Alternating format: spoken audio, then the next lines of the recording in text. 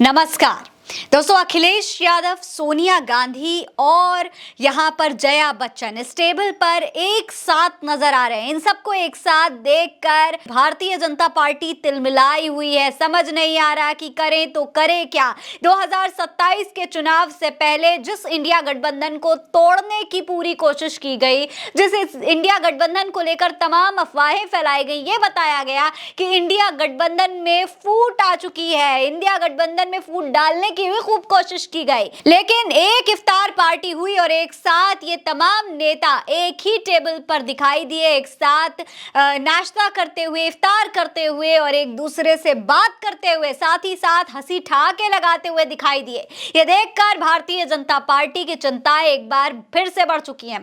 दोस्तों, आपको बता दूं कि इंडियन यूनियन मुस्लिम लीग की ओर से दिल्ली में इस इफ्तार पार्टी का आयोजन किया गया था, जिसमें कांग्रेस के राष्ट्रीय अध्यक्ष मल्लिकार्जुन खड़गे, कांग्रेस संसदीय दल की अध्यक्ष सोनिया गांधी और समाजवादी पार्टी के प्रमुख अखिलेश यादव, सपा सांसद जया बच्चन भी शामिल हुई थी। इसके अलावा कांग्रेस नेता शशि थरूर, शमा मोहम्मद, राज्यसभा सांसद सुधा मूर्ति, आम आदमी पार्टी के नेता संजय सिंह भी IUML की इस इफ्तार पार्टी में पहुंचे थे। दोस्तों, ये नजारा न केवल सियासी गलियारों में चर्चा का टॉपिक बन गया है, बल्कि रमजान के महीने में अलग अलग पार्टियों, अलग अलग दलों के नेताओं के बीच एक एकता का संदेश भी दे रहा है। दोस्तों, जिस तरीके से ये तमाम नेता एक साथ आए हैं, वो इस वक्त तमाम राजनीतिक पार्टियां चर्चा कर रही हैं उसके बारे में। कहीं ना कहीं ये एकता का संदेश तो दे ही रहा है, लेकिन साथ ही साथ ये भी बता रहा है कि इंडिया गठबंधन जो है वो अब भी मजबूती के साथ खड़ा हुआ है।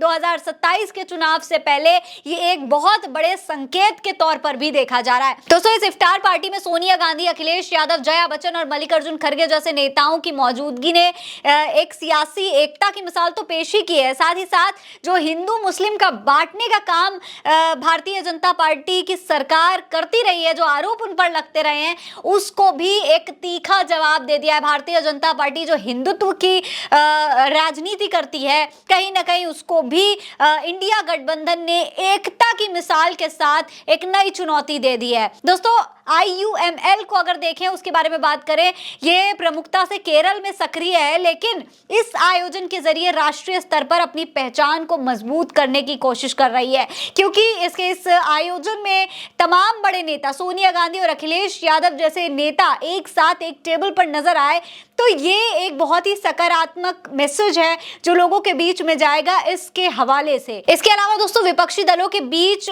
सहयोग को भी उजागर कर रहा है। जिस तरीके से ये तमाम नेता एक साथ आए हैं, तो वो दिखाता है कि ये सब एक दूसरे के सपोर्ट में हरदम खड़े हुए हैं। दोस्तों, इस पूरे मामले को लेकर कई लोगों की, कई नेताओं की तरफ से टिप्पणियां भी आ रही हैं जो यहाँ पर आए थे। उन्होंने क्या कहा, इसके बारे में बात कर लेते हैं। इस आयोजन पर सांसद शशि थरूर ने कहा कि IUML हमारी सहयोगी है और संसद के दोनों सदन में उसकी बहुत मजबूत उपस्थिति है। उनके वरिष्ठ नेता केरल और राष्ट्रीय IUML प्रतिष्ठान से आए हैं। हम एक कार्यक्रम में भाग लेने के लिए यहाँ आकर बहुत खुश हैं और IUML को रमजान की शुभकामनाएं देते हैं।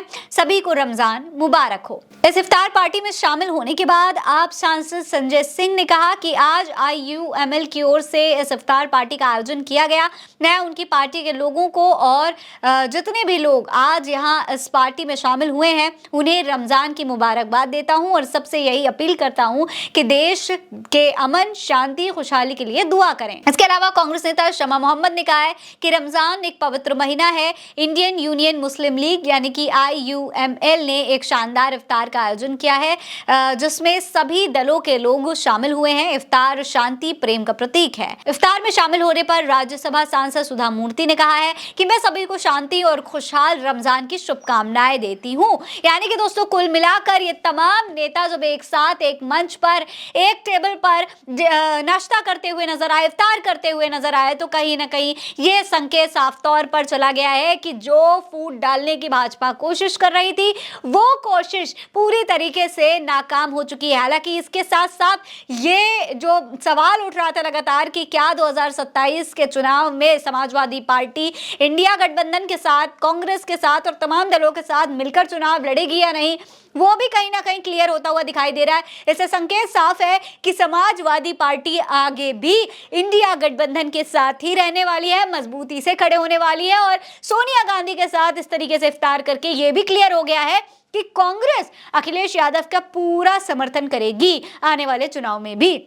अब देखना ये होगा कि इस पर भारतीय जनता पार्टी आगे क्या रिएक्शन देती है। फिलहाल इस खबर में इतना ही। ये खबर आप भारत एक सोच पर देख रहे हैं। नमस्कार।